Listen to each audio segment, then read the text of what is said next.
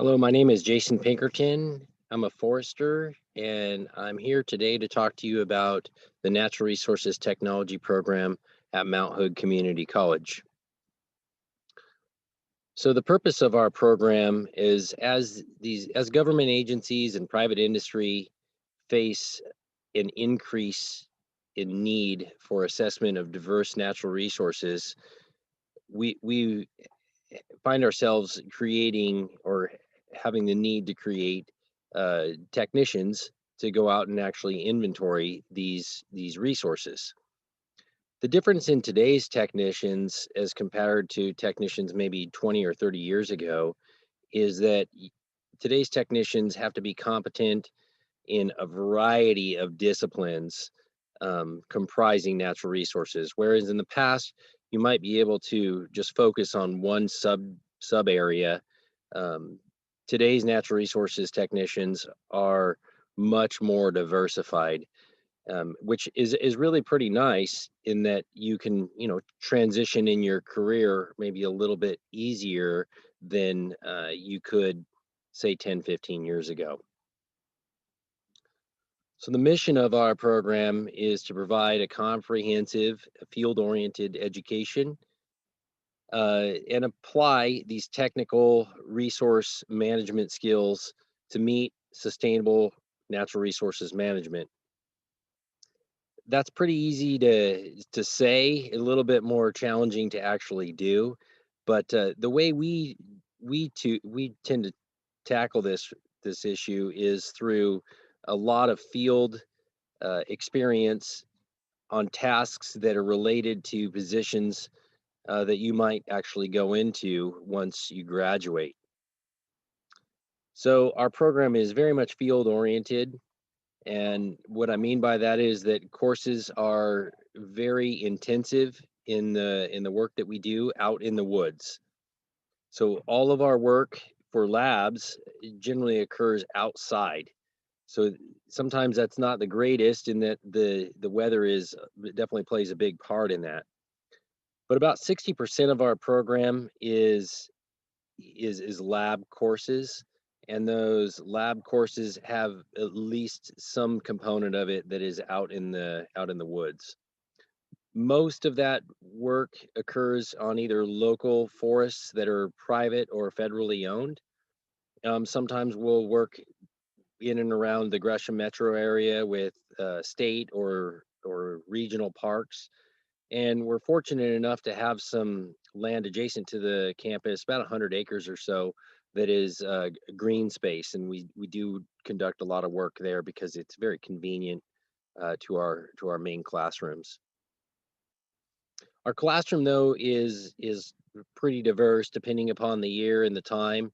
In this situation here on the left, we're in an active logging operation. So this is a Skyline Yarding operation, and so our students are able to get not only just into the landing, but down into the woods and work with choker setters and maybe set a couple turns of logs and those types of things. So getting our students out into the woods and seeing the application of these piece of equipment and how these systems are designed is definitely a advantage of living in the Pacific Northwest.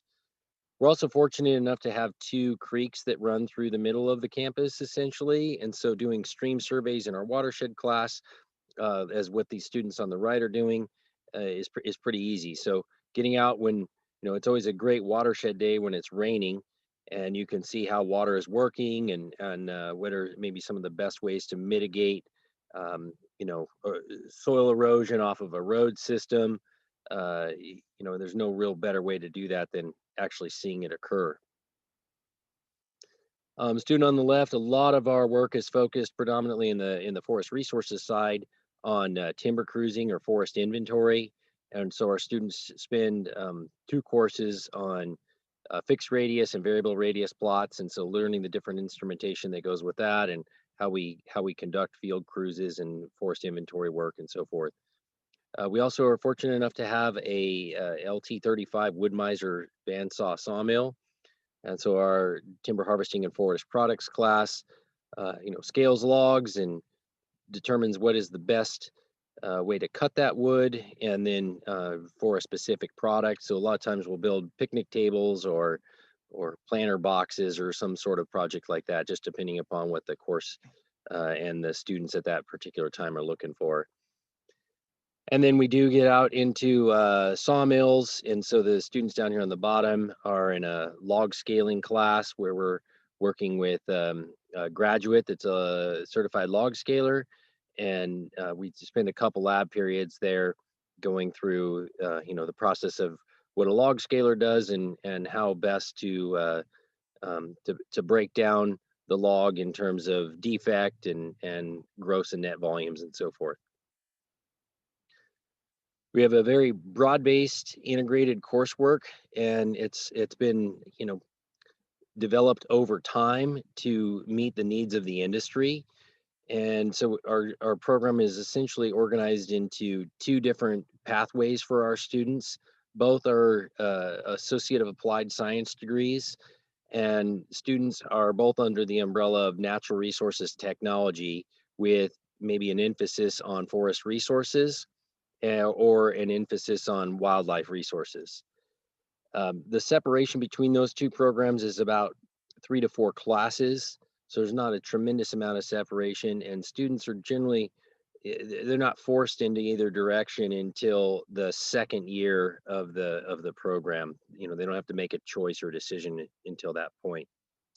Our forest resources degree is accredited by the Society of American Foresters, and so we're really proud of that status as well. Those courses are also integrated and sequenced. So we've always applied this introduce, reinforce, master methodology to our course development and the layout of when those courses occur. So we have a pretty specific plan that we like our students to follow.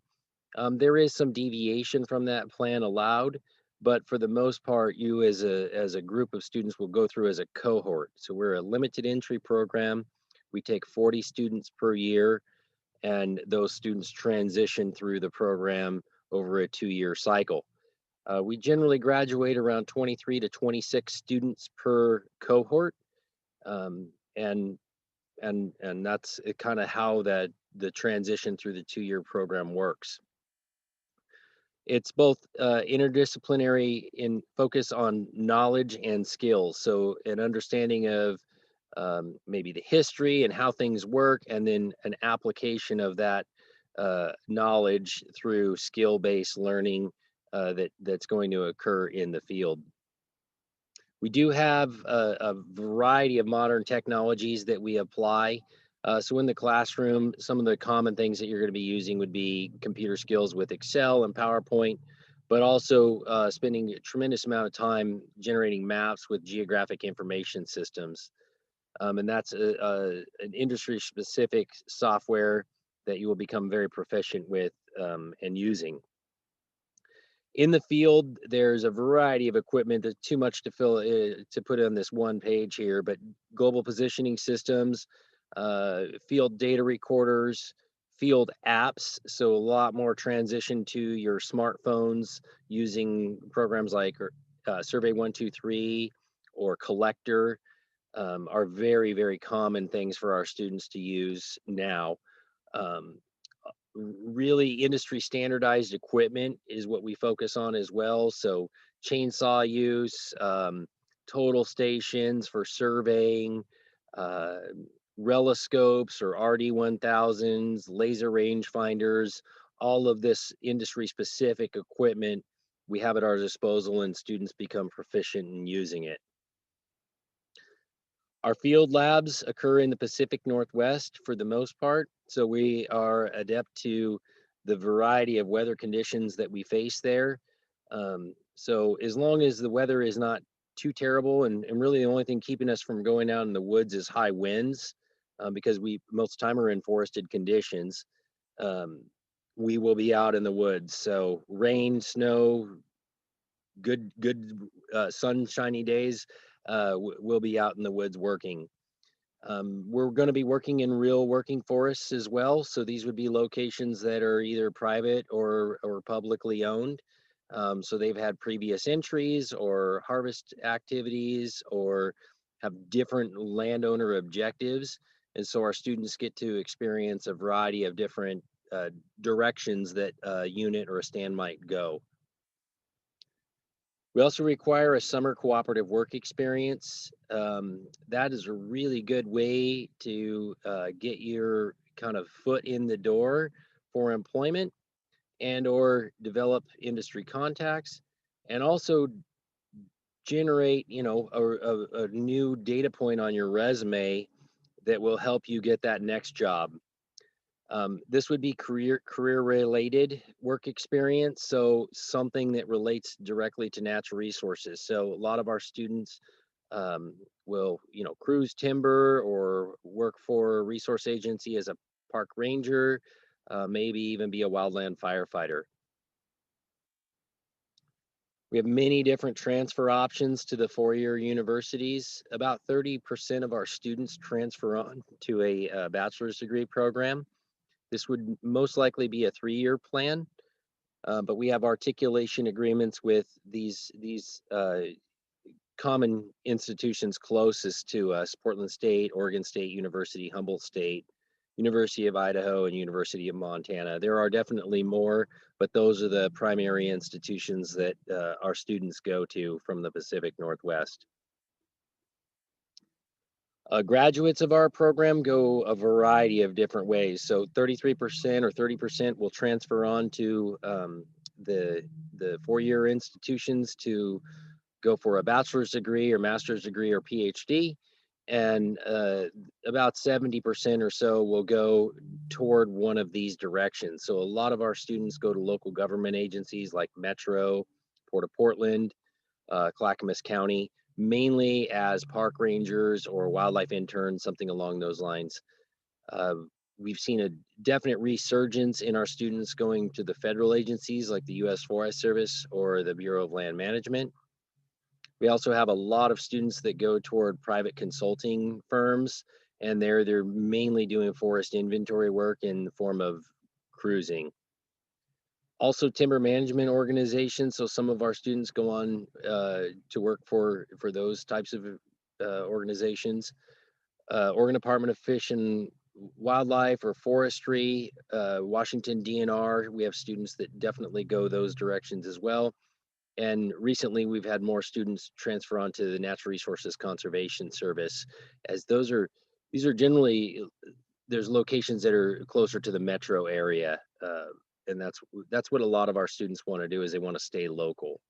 If you're willing to move outside of the Portland metro area, you definitely have a lot more opportunity than what you have just on this list here. To learn more about our program, please visit us at mhcc.edu/NRT and learn about our different degree options and the program courses that we have to offer. And there you'll find my contact information, and feel free to email me or just reach out any way you can. Hope you have a great day.